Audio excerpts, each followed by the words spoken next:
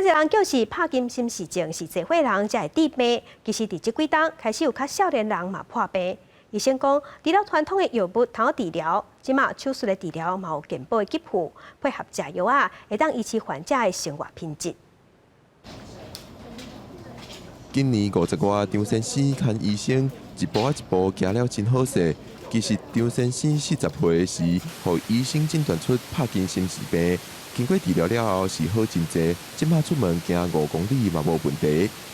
最坏就是走路已经不稳，需要大概甚至有时候5分钟都没办法站立得很稳，那就走回家走到一半就黏住了，需要旁人帮忙叫救护车。生活品质已经改善非常多，可以自己洗澡，可以自己穿衣服、行动都很方便。除了药物治疗，张先生佫接受深部脑刺激手术。这种手术唔但减轻镜头，嘛会使减少药物的使用，食药啊造成的副作用嘛就减少。手术一遍效果会当维持7至10天。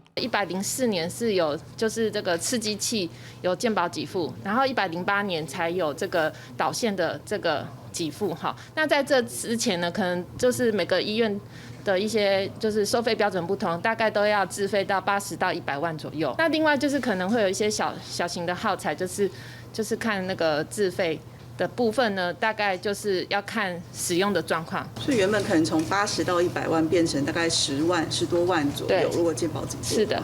切近2个庆祝张先生治疗了真好势。